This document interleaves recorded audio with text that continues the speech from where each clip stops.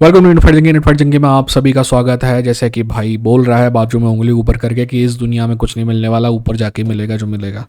ठीक है, गरीब लोगों की तो यही किस्मत है। खैर, फाइटिंग की दुनिया की खबरों के बारे में बात करेंगे, पर उससे पहले एक छोटा सा शेर लिखा है मैंने, जो कि मैं कभी कभी लिखता हूँ, वो आपको मैं पेश करता हूँ। आप बताइएगा अच्छा लगा हो तो। ठीक है ना। अरे खबर कहीं नहीं जा रही यार, 2 मिनट रुको, सुन लो, है ना। अच्छाई बुराई ये आपके हाथ में है। तो अर्ज किया है कि हम हिंदू बने मुसलमान भी बने, लेकिन हम हिंदू बने मुसलमान भी बने, लेकिन उस भगवान उस खुदा के खिदमतगार न बन पाए।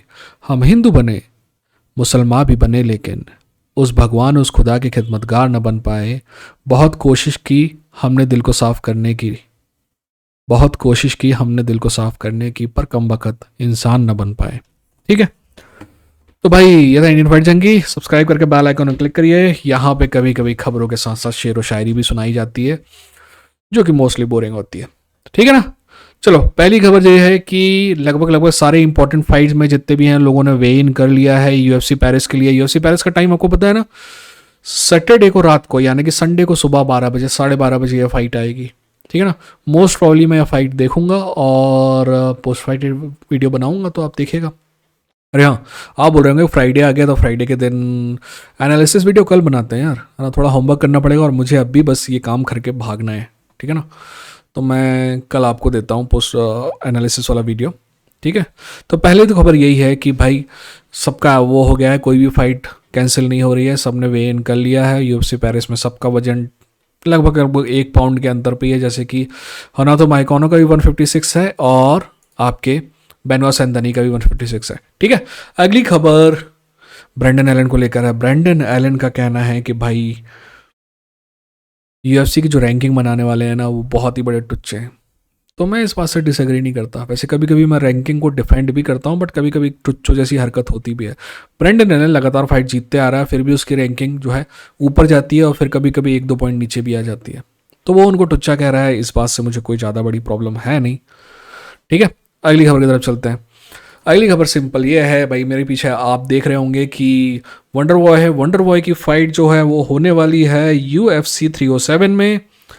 ठीक है ना। UFC 307 में वंडर बॉय की फाइट को दिया गया है प्रीलिम स्पॉट।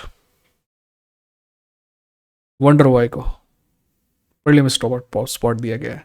अब कोई मुझसे ये मत कहना कि वंडर बॉय लगातार हार रहा है। नहीं हार रहा दोस्त, हारता जीता मिक्स बैग है। 2 बार टाइटल के लिए चैलेंज किया है। किक बॉक्सिंग में अनडिफीटेड है ये आदमी। ये आदमी एलीट फाइटर है। आप इसको प्रीलिम में डाल रहे हो। पता है आप क्यों डाल रहे हो प्रीलिम में? क्योंकि आपको इससे दुश्मनी निकालनी है, क्योंकि मिशेल पेरेरा से इसने फाइट करने से मना कर दिया था।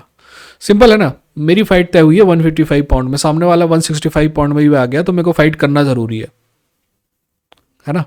और तो और अगर मैं फाइट के लिए मना करूंगा ना, तो मेरे को शो वाले पैसे भी नहीं मिलेंगे। ये जो बकचोदी चलती रहती ना, show money win money, show money 100,000, win money 100,000। जीतोगे 2 lakh मिलेंगे और हारो, और अगर सिर्फ आ गए तो शो करोगे तो भी 1 लाख मिलेंगे। तो वंडर बॉय तो शो किया, वंडर बॉय ने तो अपना वेट किया, राइट।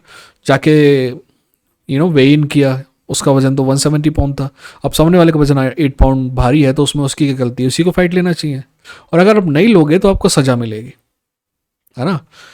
कोई पहली बात नहीं है यार। याद है आपको डीजे और टीजे डिलेशॉ की फाइट? टीजे डिलेशॉ 135 से 125 में आके डीजे से फाइट करना चाह रहा था, और डीजे ने कहा कि ठीक है मैं फाइट करने को तैयार हूं, बस इकलौती शर्त यह है कि अगर वो वेट मिस करता है, यानी 125 फाइट नहीं होती है, तो फिर हम उसके टाइटल के लिए फाइट करेंगे 135 में। सिर्फ इतनी सी शर्त रखी थी।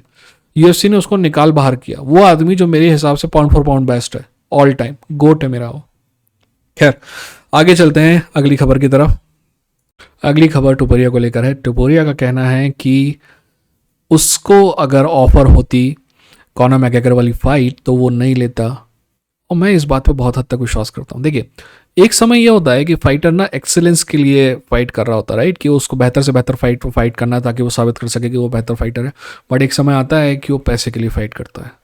पर यह कहना है कि कॉनर की फाइट मेरे को अगर ऑफर होती तो मैं मना कर देता, ठीक वैसे ही है जैसे कि मैं कहूँ कि दीपिका पादुकोण ने तो मेरे से शादी का ऑफर किया था, पर मैंने मना कर दिया, राइट। अगर ऑफर हो गई या फिर हुई है और फिर तुमने मना किया है, देन इट मेक सेंस। क्या टुपोरिया शानदार फाइटर है? बहुत शानदार फाइटर। वैसे मैं एक बात कहना चाहूँगा, टुपोरिया का रिकॉर्ड दिखा दिखा के मुझे लोग बता रहे हैं कि एक्चुअली मैक्स होलोवे के कोई चांस है नहीं। रिकॉर्ड फाइट नहीं करते हैं मेरे भाई, फाइटर फाइट करते हैं, राइट।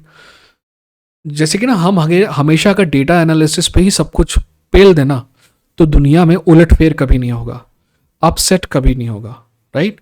जो फाइटर फेवरेट है वही हमेशा जीतेगा। पता है क्यों वो फाइटर फेवरेट होता है? क्योंकि डेटा उसके पक्ष में होता है, ठीक है ना।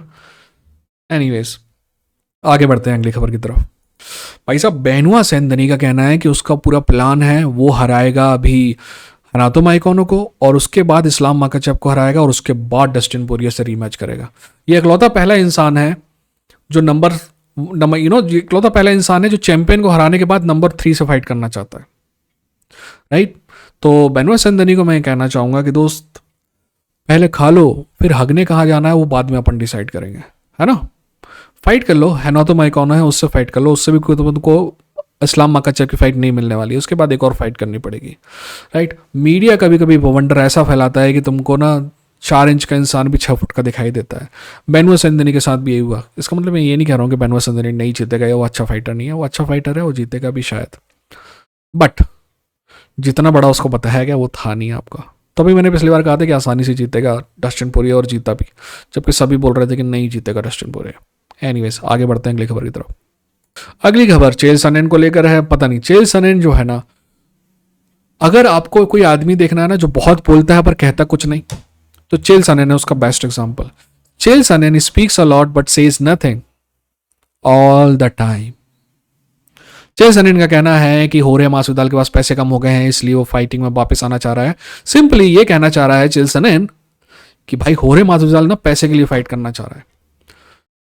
मेरे को कोई आदमी बताओ जो बिना पैसे के लिए फाइट करना चाह रहा है, राइट। पैसे के लिए ही फाइट करना चाहिए। अगर आप किसी और चीज़ के लिए फाइट करना चाह रहे हो ना, तो आपके लिए मेरे दिमाग में एक वर्ड है, उसका वर्ड का वो वर्ड है चूतिया, है ना। और कई लोग फाइटर बोलते हैं ना मैं पैसे के लिए फाइट नहीं करता, तो उस फाइटर को ये कहना चाहिए कि ठीक है, अगली फाइट वो $1 में करके दिखाए, तब मैं मानूंगा कि तू पैसे के लिए फाइट नहीं करता।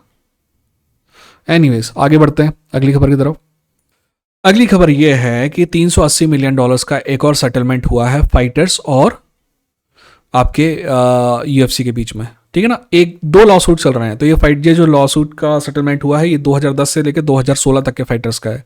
2016 से लेकर 2021 तक के फाइटर्स के बारे में ये खबर नहीं है, बट ये जो है इन दोनों के बीच में जो सेटलमेंट की बात हुई है, इन दोनों के बीच में सेटलमेंट से फर्क नहीं पड़ता है, क्योंकि सेटलमेंट तो पिछले बार भी हो गया था। इस बार पहले से 210 या 220 करोड़ रुपए ज़्यादा मिल रहे हैं फाइटर्स को, और सेटलमेंट तो पिछले बार भी हो गया था। प्रॉब्लम ये आई थी कि जज ने उसको डिक्लाइन कर दिया था। तो ये दोनों जो है सेटलमेंट लेके एक बार फिर से जज के पास जाएंगे। अब देखते हैं कि जज क्या करता है। मेरे हिसाब से जज ने अगर पिछली बार डिक्लाइन कर दिया था तो $20 मिलियन एक्स्ट्रा होने पे वो एक्सेप्ट तो नहीं करेगा, बट कर भी सकता है, ठीक है ना। क्योंकि भाई ऐसा है कि डेना वाइट और गैंग की पहुंच बहुत है, सभी तक पहुंच, और उन्होंने जज के ऊपर ये इल्ज़ाम भी लगा दिए कि भाई जज बायस है, क्योंकि वो शायद एक ही स्कूल में पढ़ता था जहाँ डेना वाइट पढ़ता था। तो देखते हैं कि इस लॉ सूट में क्या होता है। मेरे को पता है कि आप में ज़्यादातर लोग इसमें इंटरेस्टेड नहीं है, बट सबसे बड़ी खबर एक्चुअल में यही है, ठीक है ना। अपना ख्याल रखिए, अपने को ख्याल रखिए। तो फट जंग के लड़ेंगे, जीतेंगे, ठीक है।